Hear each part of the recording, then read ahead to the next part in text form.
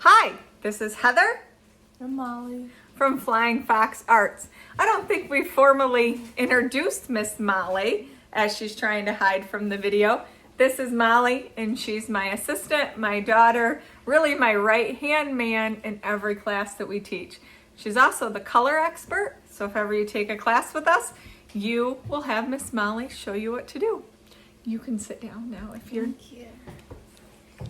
So, today we're starting our series of what do we need to do a barn quilt. So my goal is we do so many different patterns for different people all the time that I thought I could show you each pattern each time and start you off really starting to learn how to do barn quilts, give you the what you need to purchase, what you need to do in regards to measurements, really everything you need to know to do a particular barn quilt.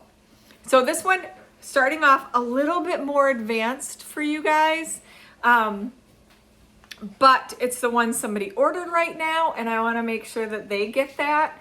I'll get you some easier ones as they come in, but today we're working on this one.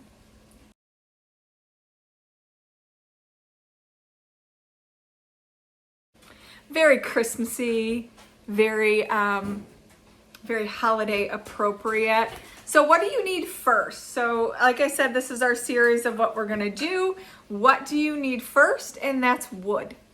So barn quilts are made on plywood. So we're doing 2-foot barn quilts right now. When we do a 3-foot or higher, I'll certainly talk to you about what wood we purchase. 2 different types of wood for 2 foots versus 3 and higher. Why do we do that? 2 foots traditionally don't stand out in the weather as much as the bigger ones do. 2 foots you see on porches, undercover, in houses. Sometimes they're holiday ones. People bring them out for Christmas or Halloween, various things like that. They're not meant to last as long as a 3-foot or higher. Honestly, the price point, they probably won't last as longer just because people aren't going to buy a $200 2-foot quilt. So we price them accordingly and we use the wood that is associated with that. So let's talk about what a 2-foot board looks like when you order it from me.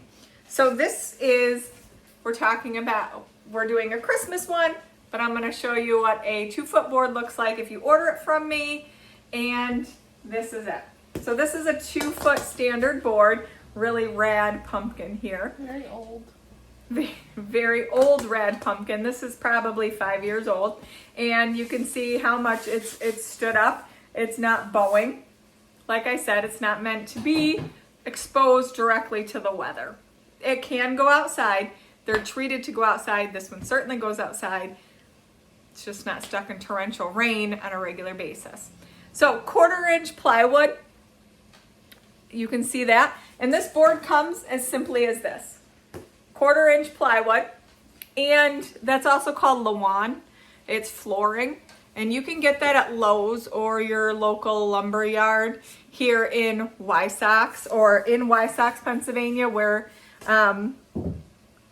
close to where we live. There's a place called Aries Lumber, and they have some really great plywood, consistently good non-bowing plywood. If you don't have a local hardwood store like we do, you can certainly use Lowe's or Home Depot, whatever you've got available. They typically come in 8-foot sheets, and we cut them down. So my husband cuts them in 2-foot sections, making 8 quilts per 4x8 sheet.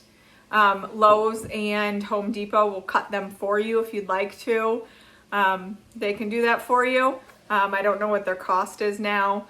Sometimes we've noticed that their measurements aren't as exact as we like them to be. So my husband does that for us. So we're talking about the board. You've purchased the lawn. You've cut it down to size for your 2-foot section. Again, 3-foot and higher gets a different board, and we'll talk about that when we make one. But the question now is, do you treat or do you untreat, or do you treat the board or do you not treat the board? before you start painting. That is your personal preference. It is whatever you'd like to do. We personally kind of go back and forth, whatever's convenient for us. We've had some issues in the past where during classes the wood rips up when we rip up the tape. So we do treat all the boards when we're teaching a class. So if you can see here, this one has tape on it already, but you can see here it has primer on it. Primer, do not get flat paint, do not get wall paint. If you're gonna get this, get primer.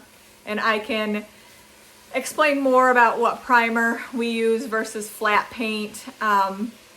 We've just really found the best luck with the primer, and I'll comment below what brand that we use. So here, this is primed, this is not. I'm completely content with using either side. And the barn quilt that we're actually making you or showing you today is not primed. And we can talk about those differences as we go. So join us today not join us today. Tomorrow we'll talk about, let's draw out our pattern. So see you tomorrow.